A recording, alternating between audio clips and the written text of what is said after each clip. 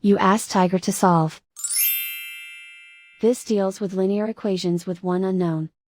The final result is x equals -6. Let's solve it step by step. Group all constants on the right side of the equation. Add 8 to both sides.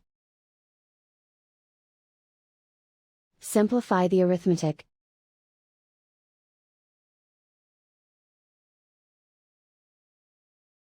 Isolate the x.